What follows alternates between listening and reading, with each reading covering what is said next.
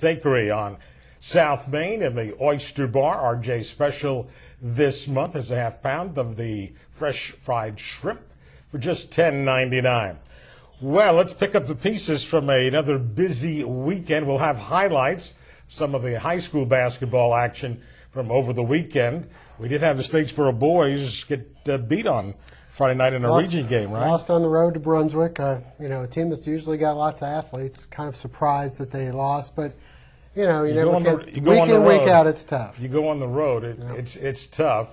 They don't play again till later in the week. We'll have some highlights, though, from BA's action on Friday night. And the Statesboro girls lost their first game of the season. Second one. Or second. That's their second loss. That's right. They played the team from just outside of Gainesville, PK Young. Which is Willie Power's father's school. Yeah, brought them up, and obviously a pretty good program, too, by the way. It's good. It's good for them to get that kind of a good competition in there as they get ready and get into the region schedule. All right, so we pick up the pieces from over the weekend, lots of different stories to talk about, coaching changes at some of the bigger schools. Pete Carroll smelled fire and ran out of that burning house, didn't he? Everyone's like, it was his time. He was just picking the right place. No. That house of cards is about to come down over in USC. I do believe there are going to be some sanctions levied pretty soon. Yeah, the athletic director there, Mike Garrett, I guess, had just imposed sanctions on the basketball program, where they had hired Kevin O'Neill to try to bring in O.J. Mayo? No. Or they're part of the... Well, that's what it all deals with. Tim Floyd was the coach. Kevin O'Neill is now the coach. They're not going to the tournament, and they're self-imposing all this stuff. And a lot of people thought, well, they were hitting the basketball program with all these hard penalties to kind of save the football program. But the Reggie Bush debacle on down. There's several, I guess, stories going. But anyway, Pete Carroll supposedly now will take over as the Seattle Seahawks. And I'm here to tell you, I've seen Pete Carroll. I've seen Pete Carroll coach in the NFL for quite a while for my New England Patriots. I was going to ask you, 3 years with New England. He was horrible. He was horrible. Actually, he coached a lot like what happened this weekend. I thought Pete Carroll was coaching on Sunday.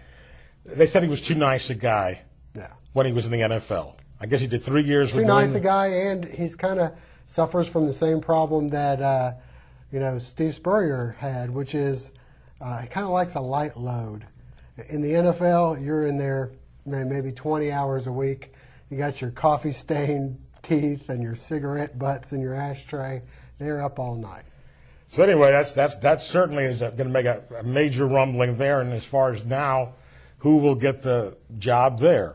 We also had Jim Leavitt get let go at South Florida. That's the third coach to be dismissed for, I guess you would say, abuse. Abuse of an athlete. He actually touched somebody. More than touched them, certainly. But, and again, this is a guy, I remember we played them home and home when they were starting their program, as you remember.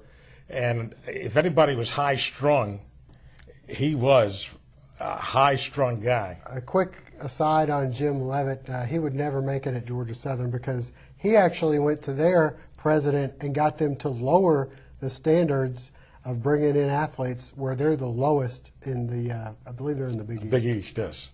Anyway, so they're looking for a coach, obviously, now at South Florida. Since our last show, we had the championship game last Thursday. Indeed. My son Jordan jumped on the right bandwagon early in the year. That's, all right, so Alabama wins the national championship. Is it tainted at all, the fact that Colt McCoy gets knocked out after 5 plays? Well, I mean, tainted in the fact that maybe we missed out on a better game because of it. But, I mean, that's just part of football. I mean, they took their quarterback out of the game. That's exactly right. And, that's part of it. And so, I don't think you look back on injuries that Willis McGahee had in the Rose Bowl. You might say, oh, well, was it a tainted? Well, that championship was tainted because of the call, not because Willis McGahee went down. But getting hurt is part of the game. Congratulations, hats off to Alabama, because when they had to make the plays, when it was 24-21 and they'd come back, they made the plays. An interception hit the guy, and, that's tough for Texas. And you got to feel for Colt McCoy because, everyone had said, you know, his chance to pass Vince Young finally, and he never got the opportunity. No, never got that opportunity. But you give Bama credit, and it was tough to get a smile out of Nick Saban. That was the hardest Gatorade bath. I mean, they hit him actually in the side of the head. Yeah. When I watched the replay. I'm sure all the coaches in the SEC enjoyed that part of it. And he turned pink, didn't he? For you Alabama fans, now you know how it feels for a Patriots fan with Belichick, because he's the closest thing to Belichick in college football that there is. He tried to get a smile out. It was hard. All right, he mentioned the Patriots. We'll have to pick up the pieces from the playoffs this weekend. There's lots more to talk about. We'll do that when we come back on Upon Further Review.